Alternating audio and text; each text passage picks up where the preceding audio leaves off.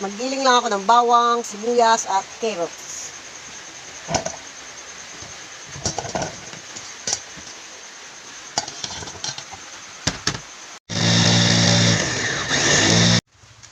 Yan, naggiling lang po ako ng laman ng baboy.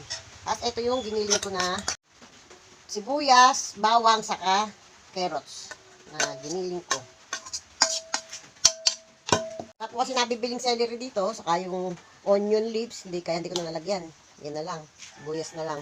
Lagyan ko rin ng seasoning. Konti lang, saka paminta. Pamintang durog. Oyster sauce. Isang kutsara lang po ng oyster sauce. Maglagay din po ako nitong barbecue marinade para may ibang lasa siya. Isang kutsara lang. Ayan. Saka dahil wala po ako nabiling hipon, ito na gagamitin ko. Shrimp. Wala akong mabiling hipon ngayon eh. Ayan, lagyan ko lang po ng kalahati para may lasa-lasang hipon. Dahil walang sariwang hipon, yan na lang. Haluin ko lang po ng haluin yan. Mix.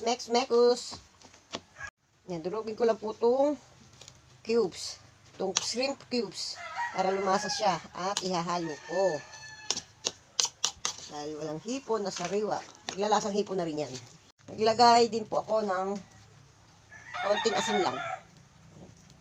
Mga kalahating kutsarita. Maglagay din po ako ng isang itlog dito sa giniling na yan. Saka isang kutsarang cornstarch. Haluin lang ng haluin. Yan, 2 cups po ng harina.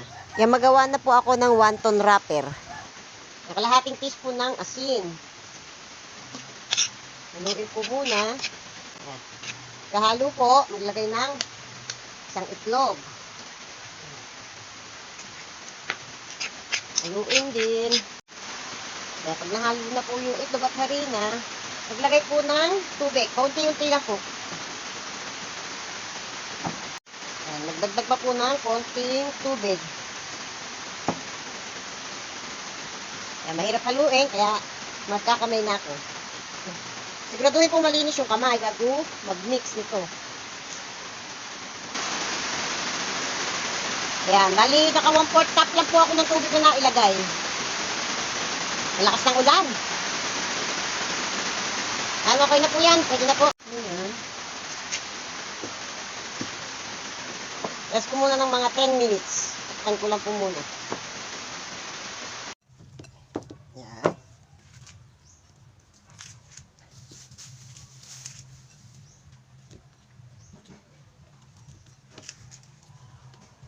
Lagay lang po ako ng konting harina dyan para hindi dumikit. Tiin ko po muna. Dahil wala po akong rolling pin, ito na gagamitin ko. Pwede naman yan kahit na anong, kahit garapon na pabilog.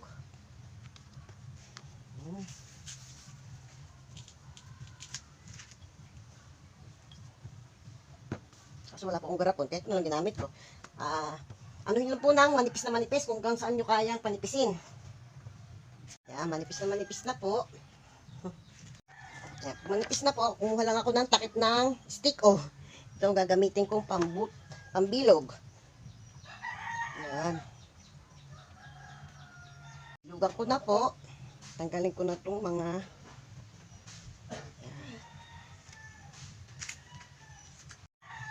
Yan, nakagawa na po ako. Isa. Tapusin ko lang po lahat yan. At ito pa. Ito po, manipis. Manipis na manipis lang.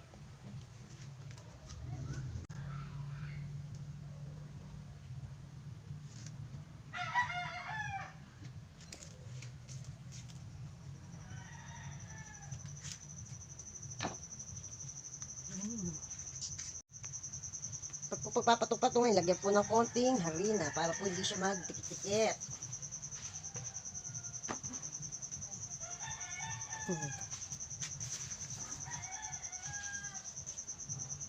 Ito po lahat ang nagawa ko na molo wrapper.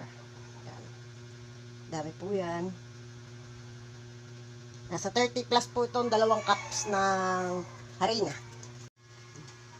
Pagrarap na po ako nitong wonton. Ako wala po na isang kutsara o kung anong kakasya dyan sa wrap nyo. Tapos, pagdikit na po yung 2 gilid. Dari po niyan, huwag po masyadong marami yung karne, kailangan po gapaw. Diinan lang po nitong tinidor. Para malaki yung pinakagilid niya, para po hindi sumabog pagka inilaga or i-steam. Yan po. Yan po lahat ng nagawa ko sa kalahating kilo. Malalaki po kasi ginawa ko. Parang empanada. Okay na yan. Steam ko lang po siya muna. Ay, nagpakulo na po ako ng tubig. Saka ko ilalagay ito. Yan. Steam ko lang po yan. Ayan. Dahil malalaki po, pagkakagawa ko, 45 minutes ko pong in-steam yan.